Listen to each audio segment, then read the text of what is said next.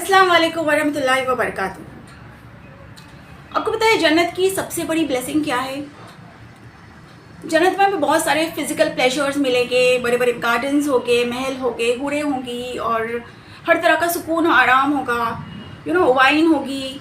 तो ये सारे तो प्लेजर्स है ही, लेकिन इन फिज़िकल प्लेजर्स के अलावा और भी कोई ब्लेसिंग है जो इनसे भी बड़ी है।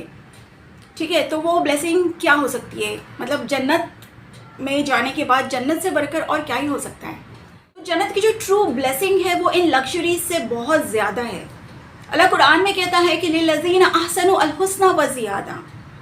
तो जो लोग दुनिया में नेक काम करेंगे मैं उन्हें अल हुस्ना दूंगा, मतलब जन्नत दूंगा, और उन्हें न सिर्फ अल हुस्ना दूंगा बल्कि व ज़ियादा भी दूंगा। तो it means they will get more than paradise. तो हमारे नबी सल्लल्लाहु अलैहि वसल्लम ने इस कुरान के इस वर्स को लिल्लज़ीना अहसनु अल हुस्ना व ज़ियादा, इसको कुछ इस तरह से एक्सप्लेन किया है कि जब लोग जन्नत में एंटर करेंगे तो अल्लाह ताला जन्नतियों से सवाल करेंगे कि ए मेरे बंदो, क्या तुम अब खुश हो? तो जन्नती कहेंगे कि हम बहुत खुश हैं या अल्लाह। तो अल्लाह फिर उनसे पूछेगा कि क्या और कुछ है जो तुम्हें चाहिए?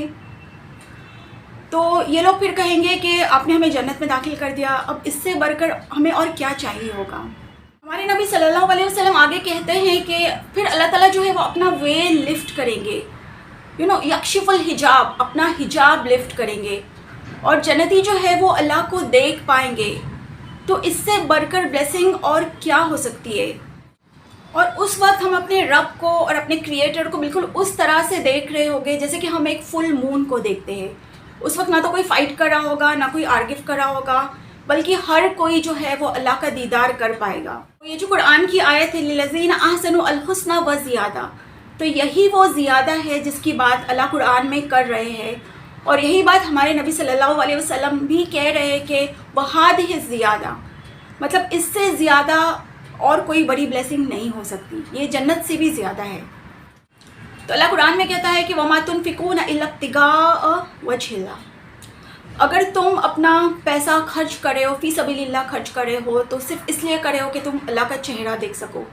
अगर तुम अपने रिश्तेदारों के साथ अच्छा सलूक कर रहे हो, वो भी इसलिए कर रहे हो कि तुम अल्लाह का चेहरा देख सको।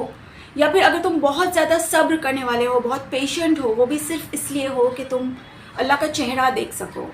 जब हम अल्लाह का चेहरा देखेंगे तो हमारे अपने चेहरे भी चमकने लगेंगे, हमारे चेहरे भी ब्राइट हो जाएंगे, शाइन करेंगे, इल्यूमिनेट करेंगे।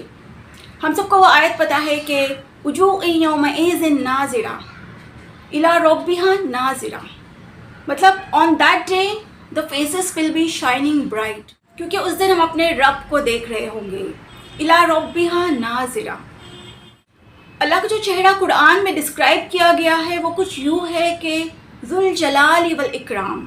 तो अल्लाह का जो चेहरा है वो जलाल वाला चेहरा है, इकराम वाला चेहरा है, मैग्निफिसेंस वाला चेहरा है, रुतबे वाला चेहरा है, ऑनर वाला चेहरा है।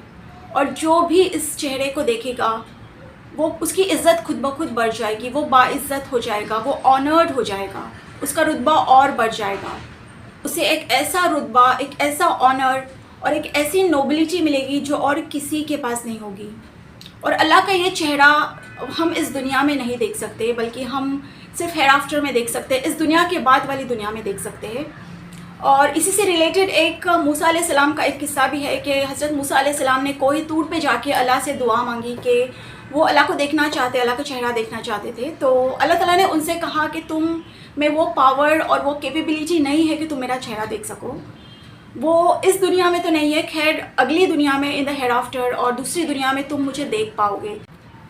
मूसा अलैहि सलाम ने फिर भी अल्लाह से ज़िद की और उनसे कहा कि नहीं, मैं फिर भी देखना चाहता हूँ। तो अल्लाह ने उन्हें सिर्फ अपनी एक झलक दिखाई थी और मूसा अलैहि सलाम जो है वो एक छोटी सी अल्लाह की झलक देख के बेहोश हो गए थे। तो एक बहुत ही फेमस हदीस है अबू ज़र अल गिफ़ारी की, और ये हदीस सही मुस्लिम की है। तो हमारे नबी सल्लल्लाहु अलैहि वसल्लम जब मेराज पे गए थे, जब इसराल मेराज पे गए थे, तब जिब्रील ने हमारे नबी को एक सल्लल्लाहु अलैहि वसल्लम को एक ऐसे मकाम पे छोड़ा था जिसे सिदरतुल मुंतहा कहते हैं। और फिर जिब्रील ने कहा कि मैं इसके आगे नहीं जा सकता हूँ, मुझे इजाज़त नहीं है, तो आगे का सफ़र आपने खुद तय करना है। तो आप सल्लल्लाहु अलैहि वसल्लम जो है वो आगे निकलते गए, higher and higher and higher, और ایسے مقام تک گئے جہاں کبھی کوئی نہیں گیا۔ تو نبی صلی اللہ علیہ وسلم جب معراج سے واپس آئے تو ابو ذر الغفاری نے ان سے پوچھا کہ ہل رأیت ربک، کیا تم نے اپنے خدا کو دیکھا؟ تو ہمارے نبی صلی اللہ علیہ وسلم نے کہا کہ نور انا ارا، ہر طرف نور ہی نور تھا، میں کیسے دیکھ پاتا۔ تو اب ہمارے نبی صلی اللہ علیہ وسلم یہ کس نور کی بات کرے، یہ کس لائٹ کی بات کرے، اور وہاں کون سی لائٹ تھی؟ اور اسی بات کو ہمارے نبی صلی اللہ علیہ وسلم نے ایک دوسری حدیث میں کلیریفائی کیا، اور یہ حدیث بھی صحیح مسلم کی ہے جسے حضرت ابو ہریرہ نے نریٹ کیا ہے۔ تو آپ صلی اللہ علیہ وسلم نے کہا کہ اللہ عز و جل نے اس وقت ایک حجاب لے رکھا تھا، حجاب النور، مطلب نور کا حجاب لے رکھا تھا، حجاب سے خود کو کور کیا ہوا تھا۔ اور ہمارے لیے حجاب کا کیا مطلب ہے؟ حجاب جو ہوتا ہے وہ ہماری بیوٹی کو کور کرتا ہے، انویلپ کرتا ہے۔ تو اللہ کا جو حجاب ہے وہ نور کا حجاب ہے، لائٹ کا حجاب ہے، جس میں اللہ نے خود کو کور کر لیا ہے۔ ہمارے نبی صلی اللہ علیہ وسلم یہاں کہہ رہے کہ اللہ اگر اپنا حجاب ہٹا دے تو اللہ کے چہرے سے جو ریز آف لائٹ آتی ہے، جو ریڈینس آتا ہے، وہ جس چیز پہ بھی پڑے گا، دنیا کی جس کسی بھی چیز پہ پڑے گا وہ چیز ڈسٹروائے ہو جائے گی۔ اسے دنیا کی کوئی بھی چیز، مخلوق یا کریشن اس ریز کو، اس ریڈینس کو برداشت نہیں کر سکتی۔ تو اللہ نے جو ہے وہ آؤٹ آف مرسی اپنی مخلوق کے لیے، اپنے کریشن کے لیے خود کو ویل کر دیا ہے، خود پہ حجاب لے لیا ہے۔ اور یہ بھی اللہ کا احسان ہے ہم پر، اللہ کے بے شک ہم پہ بے شمار احسانات ہیں، اور ان بے شمار احسانات میں سے یہ بھی ایک احسان ہے کہ اللہ نے ہماری خاطر خود کو ویل کر دیا ہے۔ جب حجاب اتنا خوبصورت ہے تو اس کے اندر جو چیز کورڈ ہے وہ کتنی خوبصورت ہوگی، وہ ایک جس کو ہم امیجن بھی نہیں کر سکتے، وہ بیونڈ امیجنیشن ہے، اور نہ ہمیں کبھی امیجن کرنا ہے۔ تو اللہ کو جو ہے ہم اللہ کے ناموں کے ذریعے پہچانتے ہیں، اللہ کی صفات کے ذریعے پہچانتے ہیں، اللہ کی کوالٹیز کے ذریعے پہچانتے ہیں، جیسے کہ اللہ الرحمن ہے، الرحیم ہے، القدوس ہے، الستار ہے، بڑا رحم کرنے والا ہے، ہماری غلطیوں کو معاف کرنے والا ہے، انتقام لینے والا بھی ہے، یہ ہماری غلطیوں پہ پردہ ڈالنے والا بھی ہے۔ اور سب سے امپورٹنٹ چیز یہ ہے کہ اللہ نے ہمیں پیدا کیوں کیا ہے، ہماری پرپس آف لائف کیا ہے۔ اللہ نے ہمیں صرف اور صرف اس کی عبادت کے لیے پیدا کیا ہے۔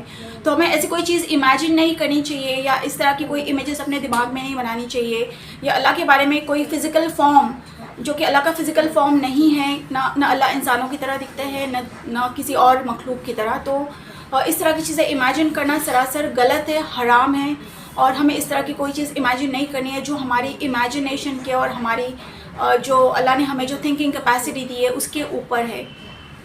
تو امید ہے آپ کو آج کی ویڈیو اچھی لگی اور آپ نے کچھ نیا لرن کیا۔ ویڈیو اگر آپ کو اچھی لگی ہو تو اس کو لائک کیجئے اور میرے چینل کو سبسکرائب کیجئے۔ تو پھر ملتے ہیں اگلی ویڈیو میں انشاءاللہ، تب تک کے لیے اپنا خیال رکھیے اور مجھے بھی اپنی دعاؤں میں یاد رکھیے۔ جزاک اللہ خیر، السلام علیکم۔